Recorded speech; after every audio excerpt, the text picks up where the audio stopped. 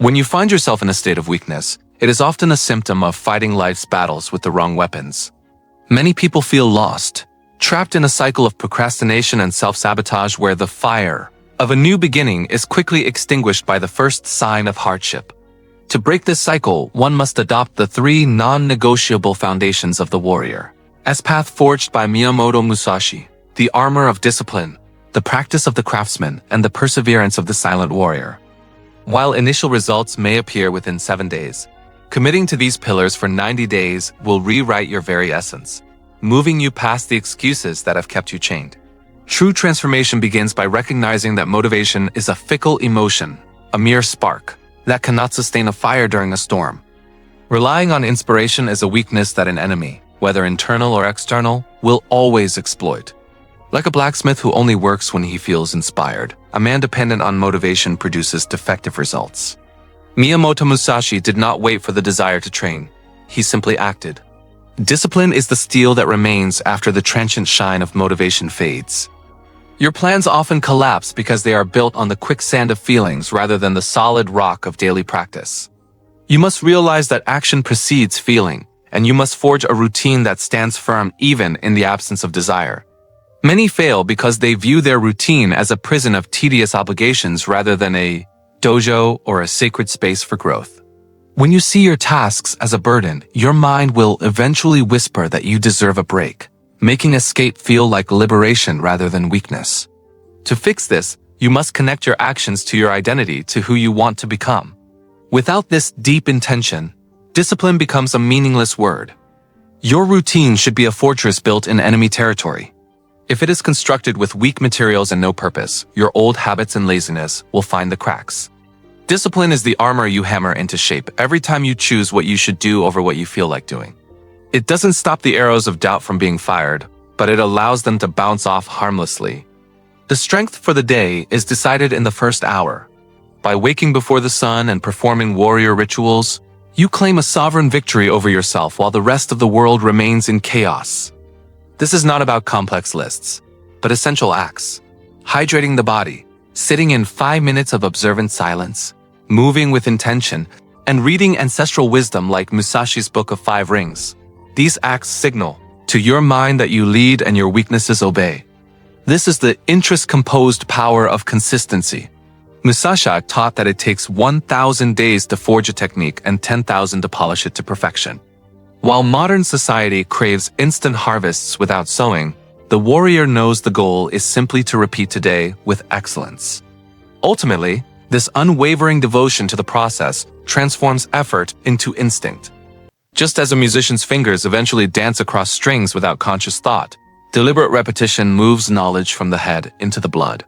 This path to mastery is not reserved for legends. It is accessible to anyone willing to treat their work like a master craftsman.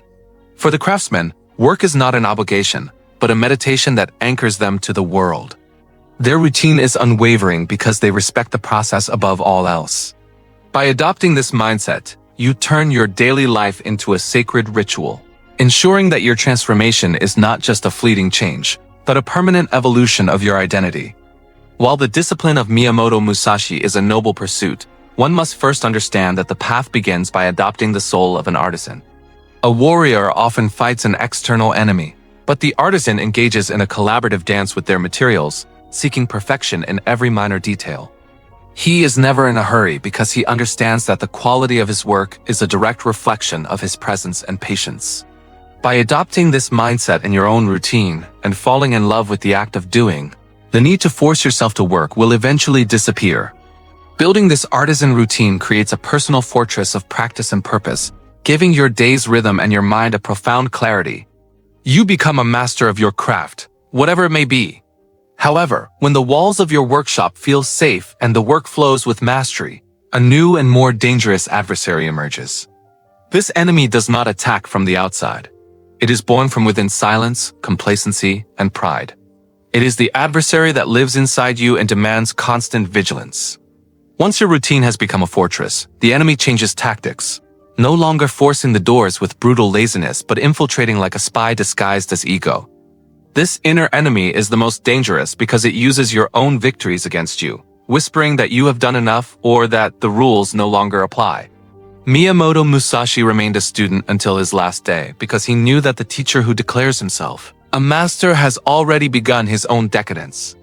This enemy uses subtle justifications. It doesn't tell you to give up, but simply to rest for today. It corrodes your consistency with the slow acid of just this once, turning your path of growth into a comfort zone where the ego feeds. To combat an adversary who knows your every thought and weakness, force and aggression are useless. You cannot expel this enemy because it is part of you. Instead, the warrior's strategy is to drag it into an open field of absolute clarity where there are no shadows. This final battlefield is silence. Silence is not merely the absence of sound, but the stillness of the mind amidst the noise of doubts, fears, and ego. It is your inner dojo, a sacred space where you learn to observe your thoughts without becoming their slave. Just as Musashi would observe his opponent before a strike, you must learn to observe your own mind, noticing every movement of the internal enemy without reacting impulsively. To cultivate this silence in a world crying for attention, you must implement specific rituals. Practice Zazen by sitting for 10 minutes daily with a straight spine, focusing only on your breathing. Take solitary walks in nature without electronics, allowing the wind and your steps to be your only stimuli. Institute an information fast for an hour before sleep where you neither read nor listen, but simply exist. When you integrate this silence with the discipline of a samurai, constancy becomes part of who you are. The enemy within does not die, but his voice becomes a distant, irrelevant whisper. You no longer fight him because you have become the journey itself. In this state, routine and discipline are no longer tools you handle with effort. They are extensions of your soul.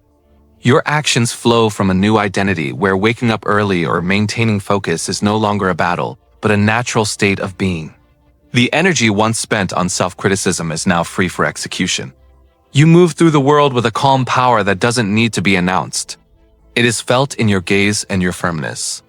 Your legacy, like Musashi's, will be measured by the invisible strength of your character and the stability you bring to chaotic environments.